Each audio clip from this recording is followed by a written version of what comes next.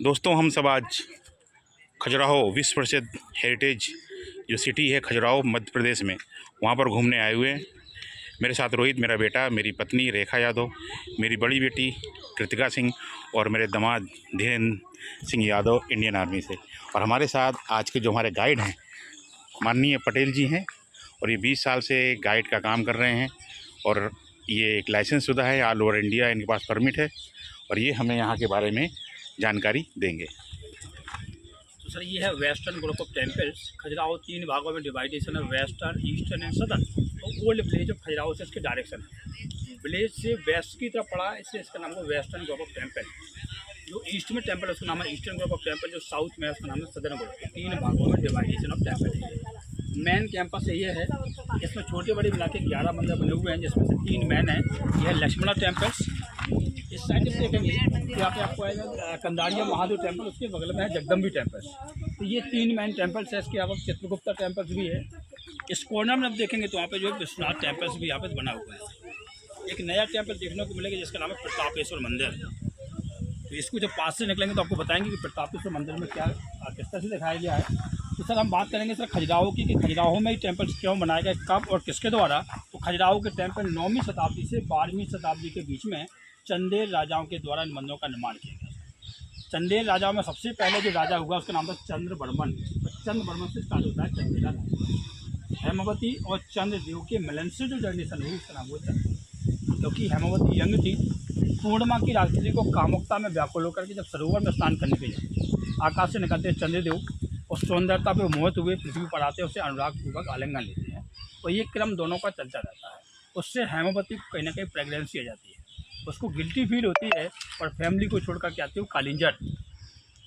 कालिंजर में प्रतिहार राजाओं का राज था और वहाँ पर उसने बच्चे को जन्म दिया। उसका नाम रखा गया चंद्रवर्मन। जब चंद्रवर्मन बड़ा होता है और कालिंजर का वो राजा बना, राजा बनने के बाद खजुराहो की तरफ मूव करता है, क्योंकि खजुराहो की कैपिटल हुआ करती थी कालिंजर।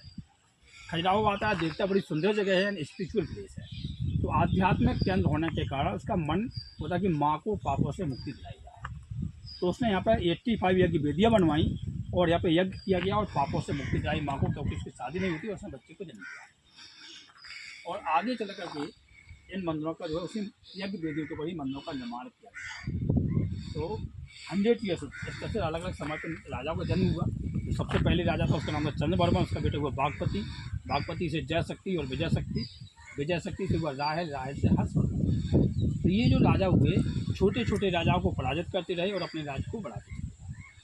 जो हर्षवर्धन होता है, हर्षवर्धन खजुराहो फिर से वापस आता है। उसने सबसे पहले मतंगेश्वर मंदिर का निर्माण किया, जिसके ऊपर देखते तो ये ध्वज लगा हुआ है सर।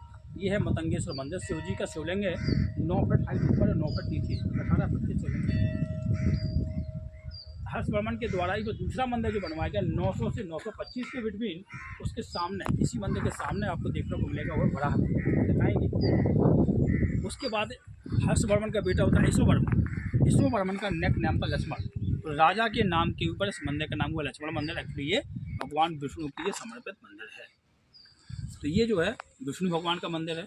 इस तरह से यहाँ पे बहुत सारे टेम्पल्स खजुराहो में बनते चले गए। तो 9वीं शताब्दी से 12वीं शताब्दी तक वह लगभग 250 से 300 वर्षों तक 85 मंदिरों का निर्माण किया गया।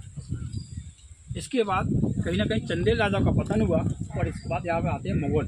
तो मुगलों के द्वारा 16वीं शताब्दी में सबसे ज़्यादा तोड़फोड़ इन मंदिरों में की गई है। तो खंडित मूर्ति की हिंदू धर्म में पूजा नहीं की जाती, इसलिए इस कैंपस में किसी में भी पूजा नहीं होती है। ये खंडित मूर्तियाँ से। तो ये मॉन्यूमेंट्स है 1986 में से यूनेस्को साइट में डिक्लेयर किया गया। तो 16वीं शताब्दी के बाद जब खंडित मूर्ति की पूजा नहीं, तो यहाँ पे बहुत सारा घना जंगल हो गया और उस जंगल में टेम्पल दिखाई नहीं देते। अंग्रेज सरकार में जो ज्योग्राफिकली सर्वे कर रहा था, यहाँ से जब वो निकलता है तो देखता है बड़े सुंदर टेम्पल्स। यहाँ के लोगों से उसने पूछा या उन्होंने बताया यहाँ पे बहुत सारे टेम्पल बने। उसको देखने के बाद कहीं ना कहीं वो वापस जाता है और अपनी ब्रिटिश गवर्नमेंट को बताता है। उन्होंने T.S. वर्ट अंग्रेज इंजीनियर को यहाँ पे भेजा 1838 में। उसने भी रिसर्च किया। इसके बाद 1852 से लेकर के 1885 तक अलेक्जेंडर कनिंघम यहाँ पर, और उन्होंने इस मंदिर का जो दोबारा से रीस्टोर कराने का काम किया। यहाँ पे जंगल को हटवाया गया, गार्डन की डेवलपमेंट किया गया, मंदिरों का सुरक्षा की गई और इन मंदिरों को दोबारा से रिस्टोर किया। तो देखेंगे पीछे वाले कॉर्नर में जो सीमेंट का उपयोग है ये रिस्टोर किया। दूसरा देखेंगे इस कॉर्नर वाले मंदिर को ऊपर का पत्थर भी देखिए सर अलग है। ये भी रिस्टोर। अच्छा ये वाला ना, हाँ हाँ हाँ। कुछ जगह आपको सीमेंट का वर्क भी मिलेगा और कुछ जगह आपको इस तरह से पत्थर के वर्क वाला भी किया गया है। तो दोनों ये कहीं ना कहीं जीर्णोद्धार या सुधार किया गया है।